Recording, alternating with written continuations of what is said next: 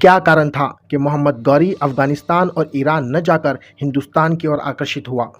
मोहम्मद गौरी और सम्राट पृथ्वीराज सिंह चौहान के मध्य क्यों और कैसे युद्ध की स्थिति पैदा हुई? क्यों गढ़वाल के नरेश राजा जयचंद ने मोहम्मद गौरी के खिलाफ सम्राट पृथ्वीराज का साथ देने से मना कर दिया?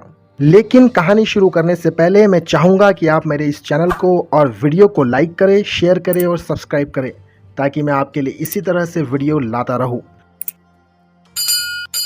अब्बासिया खिलाफत के कमज़ोर होने के बाद उसकी जगह तुर्कों ने लेना शुरू कर दी। इन तुर्कों द्वारा स्थापित करे गए साम्राज्यों में सबसे मजबूत साम्राज्य था सेल्जुक सल्तनत। मध्य एशिया से यानी आज के कजाकिस्तान और उज्बेकिस्तान से हमला लगातार बढ़ने लगा, जिसके कारण सेल्जुक सल्तनत कमजोर हो गया, यहाँ तक के दो टुकड़ों में बढ़ गया। पहला टुकड़ा ख्वारिज़मी साम्राज्य जो ईरान और अफगानिस्तान के कुछ पार्ट में स्थित था, और दूसरा पार्ट गुरिद साम्राज्य जो पूरा की पूरा अफगानिस्तान में स्थित था। गुरिद साम्राज्य को दो भाई रूल कर रहे थे। एक गजनी में, गजनी अफगानिस्तान की एक सिटी का नाम है, मोहम्मद गयासुद्दीन, और एक गौर से जिसका नाम शहाबुद्दीन गौरी था। मोहम्मद शहाबुद्दीन गौरी, जिसे हम मोहम्मद गौरी के नाम से जानते हैं, हिंदुस्तान पर आक्रमण करता है। अब सवाल ये आता है कि मोहम्मद गौरी हिंदुस्तान ही क्यों आया? क्यों उसने ईरान और पश्चिमी अफगानिस्तान नहीं चुना? इतिहासकार अपनी किताबों में लिखते हैं कि मोहम्मद गौरी वहां पर भी गया था, लेकिन ख्वारिज़मी साम्राज्य से बदतर हार का सामना करना पड़ा। ऐसा एक बार नहीं, तकरीबन 4-5 बार हुआ। इस वजह से उसने पश्चिम को छोड़कर पूर्व की ओर चलना बेहतर समझा। जब मोहम्मद गौरी हिंदुस्तान की ओर बढ़ रहा था, उस वक्त उत्तर भारत में एक साम्राज्य मजबूती से अपने पैर पसार रहा था। उस साम्राज्य का नाम था चौहान साम्राज्य, जो अजमेर से शासन किया करता था। चौहान साम्राज्य दिन ब दिन अपनी ताकत को बढ़ाते हुए दिल्ली तक पहुंच गया। फिर एक दिन इस वंश में एक शेर ने जन्म लिया, जिसका नाम था पृथ्वीराज सिंह चौहान। महज 11 साल की उम्र में गद्दी पर बैठ गए और 16 साल की उम्र से युद्ध में उतरना प्रारंभ कर दिया। पहला आक्रमण बुंदेल पर किया, फिर चालुक्य, फिर गुजरात, ऐसा आक्रमण करते रहे। पृथ्वीराज सिंह चौहान धीरे धीरे फिर पंजाब की ओर बढ़ने लगे। उधर मोहम्मद गौरी गोबल पास से होकर कान और उच्च पर हमला बोल देता है और उसे अपने कंट्रोल में कर लेता है।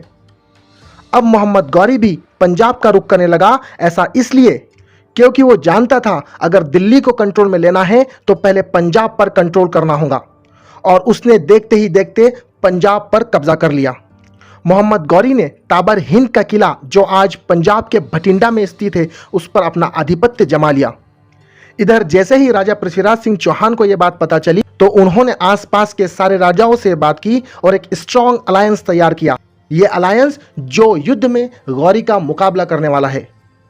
और ऐसा ही हुआ। फिर सम्राट पृथ्वीराज सिंह चौहान और गौरी के बीच एक घमासान युद्ध हुआ, जिसको किताबों में तराइन के युद्ध के नाम से जाना जाता है। तराइन हरियाणा के पास एक क्षेत्र है। इस युद्ध में गौरी की बहुत जिल्लत भरी हार होती है और वो वहां से भाग जाता है और ताबर हिंद का किला, जो कि आज पंजाब के भटिंडा में स्थित है, वहां जाकर छुप जाता है। पृथ्वीराज सिंह चौहान की सेना तकरीबन 12 महीने तक उस किले की घेराबंदी करती है। अंत में गौरी सेना समर्पण कर देती है, लेकिन मोहम्मद गौरी यहां से जैसे तैसे बच निकलता है। बस उसका यह बचना ही इस्लामिक साम्राज्य की हिंदुस्तान में शुरुआत करता है। अगर वह उस दिन मारा जाता तो हिंदुस्तान में न इस्लामिक शासन होता, न ही इतने मंदिरों का विध्वंस। जब वो यहां से बच निकला तो सीधे अफगानिस्तान पहुंचा। इतिहासकार अपनी किताबों में लिखते हैं वो इस हार से इस कदर परेशान था कि इसे अपनी जिल्लत समझने लगा। उसने वापस से अपनी सेना खड़ी की, जिसमें न केवल संख्या बढ़ाई बल्कि अच्छे तुर्क तीरंदाज और घुड़सवारों की भी भर्ती करना शुरू कर दी। इधर चौहान सेना 12 महीने तक किला घेराबंदी में थक चुकी थी। पृथ्वीराज सिंह चौहान ने जो अलायंस किया था वो भी कमजोर होता जा रहा था। आपसी मतभेद बढ़ने लगे। इस बार चौहान सेना में वो दमखम नहीं रहा जो पहले हुआ करता था, ना उन्होंने इस युद्ध पर तवज्जो दी। उधर फिर से मोहम्मद गौरी ने अपनी सेना को तैयार कर लिया और तकरीबन 1 लाख से ज़्यादा लश्कर को लेकर हिंदुस्तान की ओर फिर से रवाना हुआ।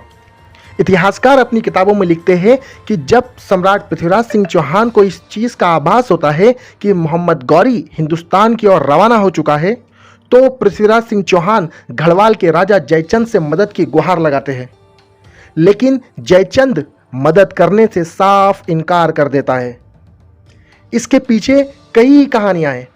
पृथ्वीराज रासो में लिखा है कि सम्राट पृथ्वीराज सिंह चौहान ने जयचंद की बेटी संयोगिता से उसके पिता की मर्जी के खिलाफ जाकर शादी कर ली। दूसरा और सबसे महत्वपूर्ण तर्क इतिहासकार देते हैं कि उस वक्त सभी राजा अपनी अपनी राज्य को सुरक्षित रखना चाहते थे, इसीलिए न वो किसी के साथ युद्ध चाहते हैं न किसी का साथ देते हैं। चाहे जो भी वजह रही हो, तराइन में दूसरा युद्ध हुआ और चौहान सेना को हार का मुंह देखना पड़ा। इतिहासकार राजा पृथ्वीराज सिंह चौहान की मृत्यु का पुख्ता प्रमाण नहीं देते। सभी ने अपनी अपनी अलग अलग अपनी किताबों में राय रखी है।